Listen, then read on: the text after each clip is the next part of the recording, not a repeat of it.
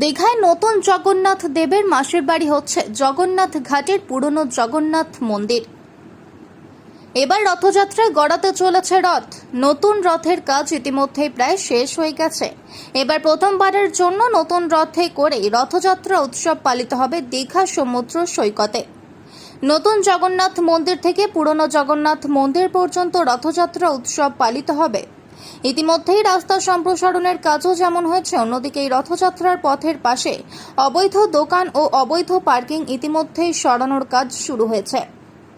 মন্দির নির্মাণের পাশাপাশি বড় রথ নির্মাণ হচ্ছে দীঘায়। রেল স্টেশন সংলগ্ন এলাকায় তৈরি হচ্ছে এই জগন্নাথ ধাম। জগন্নাথ মন্দির উদ্বোধন ঘিরে সোশ্যাল মিডিয়ায় ছড়িয়েছে জল্পনা। কয়েকদিন পর রথযাত্রার উৎসব দীঘায় জগন্নাথ মন্দিরে রথযাত্রার প্রস্তুতি শুরু হয়েছে। পুরীর জগন্নাথ মন্দিরের মতো দীঘায় তৈরি হচ্ছে একটি জগন্নাথ ধাম। মন্দির নির্মাণ কাজ চলার পাশাপাশি দীঘায় জগন্নাথ মন্দিরে শুরু হয়েছে রথ নির্মাণের কাজ। 7ই জুলাই রথযাত্রা। রথযাত্রার আগে দীঘায় জগন্নাথ মন্দিরের রথ নির্মাণ শুরু হয়ে যাওয়ায় মন্দির উদ্বোধন নিয়ে জল্পনা ছড়িয়েছে সোশ্যাল মিডিয়ায়। ফলে রবিবার রথযাত্রা হলেও জগন্নাথ মন্দির উদ্বোধনের কোনো সম্ভাবনা নেই। সমুদ্র জগন্নাথ দেবের দর্শনের জন্য প্রতি বছর বহু সংখ্যক বাঙালি পর্যটক পুরী যান। বাঙালি পর্যটকরা দীঘা এসে সমুদ্রের পাশাপাশি জগন্নাথ দেবের দর্শন পান। তাই পুরোপুরি পুরীর আদলে দীঘায় একটি জগন্নাথ মন্দির নির্মাণের কথা ঘোষণা করেছিলেন মুখ্যমন্ত্রী মমতা বন্দ্যোপাধ্যায়। তারপর দীঘায় জগন্নাথ মন্দিরের কাজ শুরু হয়। প্রশাসন সূত্রে জানা গিয়েছে, দীঘায় জগন্নাথ মন্দির নির্মাণের কাজ প্রায় শেষের পথে। মন্দির নির্মাণের পাশাপাশি একটি বড় রথ নির্মাণ করা হচ্ছে। দীঘা রেল স্টেশন সংলগ্ন এলাকায় তৈরি হচ্ছে এই জগন্নাথ ধাম। জগন্নাথ মন্দির উদ্বোধন ঘিরে সোশ্যাল মিডিয়ায় ছড়িয়েছে জল্পনা। পূর্ব মেদিনীপুর জেলা প্রশাসন জানিয়েছে, এখনই জগন্নাথ মন্দির উদ্বোধন হচ্ছে না, কারণ জগন্নাথ মন্দিরের নির্মাণ কাজ সম্পূর্ণ হয়নি। দীঘা সৈকত সুন্দরীর মাথায় আগামী দিনে জগন্নাথ ধাম নতুন মুকুট। দীঘা রেল স্টেশনের পাশেই ভোগীব্রহ্মপুর মৌজায় 25 একর জমির ওপর চলছে জগন্নাথ মন্দির নির্মাণ কাজ। 2018 সালে 200 কোটির এই প্রকল্পের কথা ঘোষণা করেছিলেন পশ্চিমবঙ্গের মুখ্যমন্ত্রী মমতা বন্দ্যোপাধ্যায়। কাজের সূচনা হয়েছিল 2022 সালের অক্ষয় তৃতীয়ার দিন থেকে।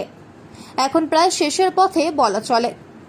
সম্প্রতি মন্দির নির্মাণ সহ পরিকাঠামোগত উন্নয়নের যাবতীয় কাজ পরিদর্শন করেন নির্মাণকারী সংস্থা হিডকোর ভাইস চেয়ারম্যান হরিকৃষ্ণ দ্বিবেদী, পূর্ব মেদিনীপুরের জেলাশাসক পূর্ণেন্দু মাঝি, দীঘা শঙ্করপুর উন্নয়ন পর্ষদের প্রশাসক তথা কাঁথের মহকুমার শাসক সৌভিক ভট্টাচার্য প্রমুখ। দীঘায় জগন্নাথ মন্দির থেকে পুরনো জগন্নাথ মন্দির পর্যন্ত নতুন রথেই হবে রথযাত্রার উৎসব, এমনটাই জানা যাচ্ছে। এবার রথযাত্রা দীঘায় হবে মহা ধুমধাম সহকারে। কালকে আজকেই ডিএম সাহেব এসেছিলেন। ডিএম সাহেব এসে বলে গেলেন যে মূর্তি এসে গেছে, আজকে আসার কথা, আসবে, দিলে গেলে সেখানে পুজো, তারপর রথ আসবে, রথ এসে এখানে 9 দিন থাকবে, 9 দিন থেকে পুজো, 9 দিন পুজো পাঠ যাগযজ্ঞ হবে, পুজো পাঠ শেষ করে তারপরে আবার ওখানে যাবেন। এই যা ডিএম। কতটা খুশি যে এটা মাসির বাড়ি হচ্ছে, আপনি দীর্ঘদিন এটা তো দীর্ঘদিনের সেবায় মাসির বাড়ি হচ্ছে, খুব আনন্দের কথা। গোটা এটা মানে আমাকে ওয়েস্ট বেঙ্গলের শুধু নয়, ভারতবর্ষে পুরো জায়গায় ছড়িয়ে পড়বে যে এটা দীঘা একটা জগন্নাথ মন্দির, মানে যেরকম পুরীর জগন্নাথ মন্দির একটা আছে, দীঘার একটা জগন্নাথ মন্দির আছে, হলো এই খুশি, মানে খুশি আর কি বলবো, মানে বুক ফেটে যাচ্ছে, হাসি বেরোচ্ছে বা দুঃখ না, হাসির কান্নার যে হাসিটা, সেই হাসিটা খুব মতন মানে প্রস্ফুটিত করা যাচ্ছে না। খুবই আনন্দিত। দুবেলা রীতিমতন পুজো হয়, 2 বেলা থেকে 3 বেলা রীতিমতন পুজো হয়। এই জগন্নাথ মন্দির মাসির বাড়ি হচ্ছে পর্যটকদের কাছে কতটা আকর্ষণীয়? পর্যটকের কাছে তো কতটা, মানে দীঘায় পর্যটক তো শব্দের অর্থটা হচ্ছে যে পর্যটক আছে সে তো আলাদা ব্যাপার, কিন্তু ব্যাপারটা হচ্ছে দীঘা যে পুরীর মন্দির বলে মন্দির একটা হলো, এর জন্য পর্যটক আরও বেশি লোক আরও বেশি। আমার নাম পূর্ণচন্দ্র নন্দ।